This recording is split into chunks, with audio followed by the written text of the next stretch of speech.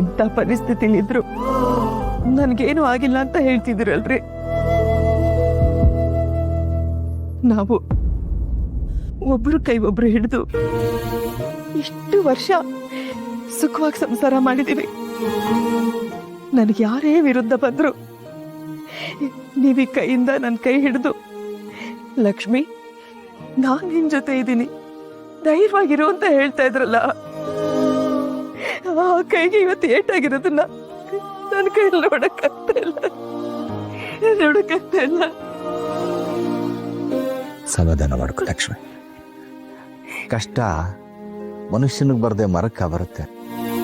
ಏನಾಗಿಲ್ಲ ನೋಡು, ಇಷ್ಟು ವರ್ಷ ಸರ್ವಿಸ್ನಲ್ಲಿ ನನ್ನ ಕೈಗೊಂದು ಗಾಯನೂ ಆಗಿರಲಿಲ್ಲ. ಏನೋ ಬಹುಶಃ ದೊಡ್ಡದಾಗಿ ಏನೋ ಆಗುವಂಥ ಕಂಟಕ ಹಿಂಗೆ ಸಣ್ಣದಾಗಿ ಕಳೆದೋಗಿದೆ ಅಂತ ಅಂದ್ಕೋಬೇಕು. ನೋಡ್ತಾ ಇರು, ಇನ್ನೊಂದು 10 ದಿನ ಅಷ್ಟೇ ವಾಸಿಯಾಗಿ ನೀನು ಆಸೆ ಪಟ್ಟ ಹಾಗೆ ಇದೇ ಕೈನಲ್ಲಿ ನಿನ್ನ ಕೈ ಹಿಡ್ಕೊಂಡು ವಾಕಿಂಗ್ ಹೋಗ್ತೀನಿ.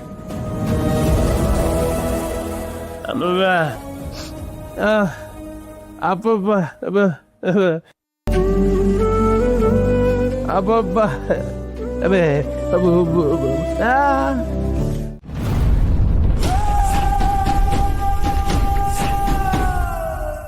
ನೀಲೋ, ಏನಮ್ಮಿ ಒತ್ತರಿಂದ ಕಾಣ್ತಾನೆ ಇರ್ಲಿಲ್ಲ, ಎಲ್ಲೋಗ್ಬಿಟ್ಟಿದ್ದೆ?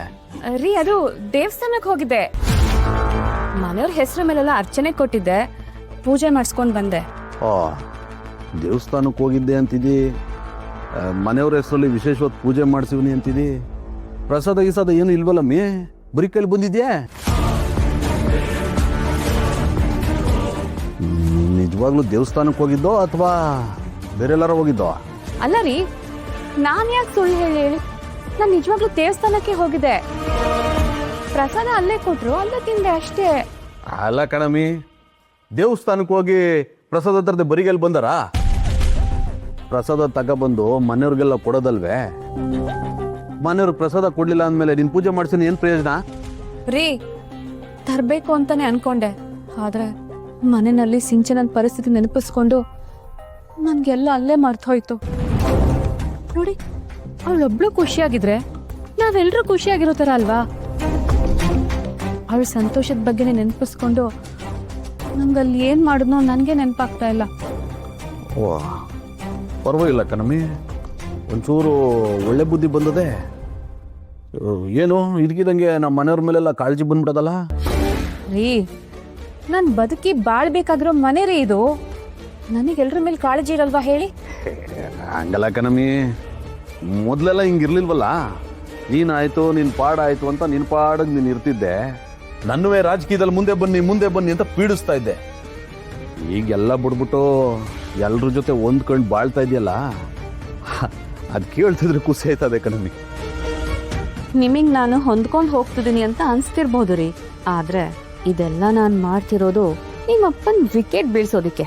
ಅವ್ರ ಕತೆ ಮುಗಿಸಿದ್ಮೇಲೆ ಉಳ್ದವ್ರ ಕತೆನೂ ಮುಗಿಸ್ತೀನಿ. ಸರಿ ಕಣಮ್ಮಿ, ನೀಲೋ, ನಾವು ಸಾಚ್ಕೋಬತ್ತೀನಿ. ಎಲ್ಲಿಗೆ ಹೋಗ್ತಾ ಇದ್ದೀರಾ? ಹೀಗೆ ಅಂತೀಯಲ್ಲ ಮೀ, ಹೊಸಿ ಪೊಲೀಸ್ ಸ್ಟೇಷನಲ್ಲಿ ಕೆಲಸ ಅದೇ, ಹೋಗ್ಬತ್ತೀನಿ.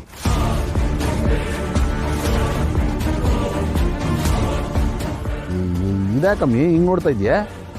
ಅಲ್ಲ, ಪೊಲೀಸ್ ಸ್ಟೇಷನ್ಗೆ ಯಾಕೆ?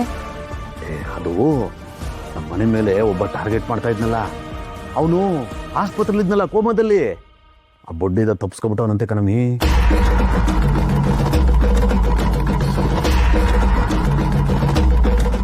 ಅದಕ್ಕೆ ಹೋಗಿ ಏನು ಎತ್ತಂತ ವಿಚಾರಿಸ್ಕೊಂಡು ಬಂದ್ಬಿಡ್ತೀನಿ. ನೀನು ಹೊಸಿ ಸಿಂಚು ಕಡೆ ಗಮನ ಹರಿಸು. ಹುಷಾರಾಗಿ ನೋಡ್ಕೊ, ಬರ್ತೀನಿ.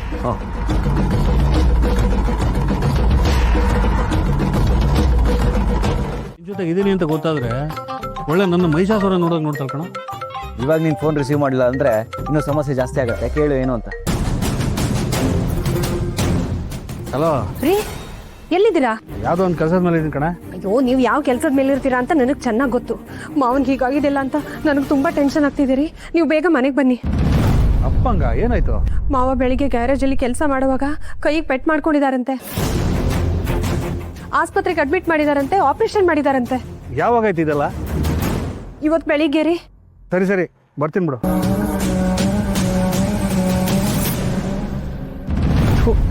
ಏನಾಯ್ತು?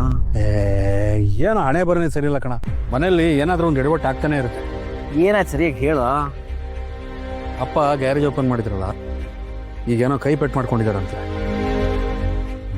ಏನೋ ಗ್ಯಾರೇಜ್ ಓಪನ್ ಮಾಡಿದ್ದಾರೆ, ಒಳ್ಳೆ ಲಾಭ ಆಗುತ್ತೆ, ನನಗೂ ಮನೆಗೆ ಶೇರ್ ಕೊಡ್ತಾರೆ ಅಂತ ಅಂದ್ಕೊಂಡೆ. ಈಗ ನೋಡಿದ್ರೆ ದುಡ್ಡಿರಲಿ, ಅದು ನೋಡೋ ದೇಶನೂ ಇಲ್ಲ ಅನ್ಸುತ್ತೆ. ಏನು ಹಣೆ ಬರ ನನ್ನದು. ನನಗಿದನ್ನೆಲ್ಲ ನೋಡ್ತಿದ್ರೆ ಬಿ ಪಿ ಶುಗರ್ ಈಗಲೇ ಬಂದ್ಬಿಡುತ್ತೇನೋ ಅಂತ ಅನಿಸ್ತಾ ಇದೆ. ಬ್ರೋ, ನಮ್ಮಿಬ್ರು ಹಣೆ ಬರೋನು ದೇವರು ಪೆನ್ನಲ್ಲಿ ಬರ್ದಿಲ್ಲ, ಕಿತ್ತೋಗಿರೋ ಕಡ್ಡಿಲ್ ಬರ್ದಿಯಾನೆ ಅಂತ ಅನ್ನಿಸ್ತಾ ಇತ್ತು. ನಮ್ಮನೆ ಕತೆನೂ ಇದೇ ಆಗಿದೆ ಕಣ. ಅದು ಯಾಕಾದ್ರೂ ಮಗು ಮಾಡ್ಕೊಳ್ಳೋ ಯೋಚನೆ ಮಾಡೋದು ಅಂತ ಅನ್ನಿಸ್ತಾ ಇದೆ. ಅಲ್ಲಿಂದಾನೇ ಈ ಸಮಸ್ಯೆ ಎಲ್ಲ ಶುರುವಾಗಿತ್ತು. ನಮ್ಮ ಫ್ಯಾಮಿಲಿನ ಯಾರೋ ಟಾರ್ಗೆಟ್ ಮಾಡ್ತೀಯಾರಂತೆ, ಅವನ್ನ ನೋಡಿಕೊಂಡು ಸಿದ್ದು ಭಾವನ ಓಡಾಡ್ತಿದ್ದಾರೆ. ಸಿಂಚನ್ ಕತೆ ಈ ಥರ. ನಾನು ಮನೇಲಿದ್ದೀನೋ ಸ್ಮಶಾನದಲ್ಲಿದ್ದೀನೋ ಏನೂ ಗೊತ್ತಾಗ್ತಿಲ್ಲ ಕಣ, ಒಂದೂ ಅರ್ಥ ಆಗ್ತಿಲ್ಲ. ಕರ್ಮ ನಂದು. ನೋಡ, ನಿನ್ನ ನೋಡ್ಕೊಳಕ್ಕಾದ್ರೂ ನಿಮ್ಮ ಮನೆ ತುಂಬ ಜನ ಇದ್ದಾರೆ. ನಮ್ಮ ಮನೇಲಿ ನಾನೊಬ್ಬನೇ ಎಲ್ಲದನ್ನು ನೋಡಬೇಕು. ಈಗ ಇವ್ರ ಕೈ ಬೇರೆ ಪೆಟ್ಟು ಮಾಡ್ಕೊಂಡಿದ್ದಾರೆ. ಇನ್ನು ಆಸ್ಪತ್ರೆ ಖರ್ಚು, ಡಿಸ್ಚಾರ್ಜು, ಮೆಡಿಸಿನ್ ಖರ್ಚು ಎಲ್ಲ ನನ್ನ ತಲೆ ಮೇಲೆ ಬರುತ್ತೆ. ಅಪ್ಪ ಅಮ್ಮ ಯಾವಾಗಲೂ ನಿನ್ನ ಜೊತೆನೇ ಇರ್ತಾರೇನಾ? ಸಿಂಚನನ್ ಕತೆ ಹೇಳು. ಇವಾಗ ಮನೆಗೆ ಹೋಗೋದಕ್ಕೆ ಭಯ ಆಗ್ತಿದೆ.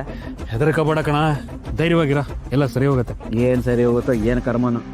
ನಾನು ಸ್ವಲ್ಪ ದಿನ ಕುಚ್ಚ ಆಗ್ತೀನಿ, ಕುಚ್ಚ ಆಸ್ಪತ್ರೆ ಸೇರ್ಕೋತೀನಿ ಅಷ್ಟೇ. ಒಂದು ಕೆಲಸ ಮಾಡೋ, ನನಗೆ ಒಂದು ಎಕ್ಸ್ಟ್ರಾ ಬೆಡ್ ಬುಕ್ ಮಾಡಿರು. ನಾನು ಅಲ್ಲಿಗೆ ಬರೋ ದಿನ ತುಂಬ ದೂರದಲ್ಲಿ ಇಲ್ಲ ಅನ್ಸುತ್ತೆ. ಬೆಳೆಯೋಣ ಅಂದರೆ ಕಾಲು ಎಳೆಯೋರೇ ಜಾಸ್ತಿ ಕಣ, ತುಳಿಯೋರೇ ಜಾಸ್ತಿ. ಬರಲ್ಲ? ಆಸ್ಪತ್ರೆಗೆ ಹೋದ್ಮೇಲೆ ಫೋನ್ ಮಾಡು, ಏನಾಯ್ತು ಅಂತ.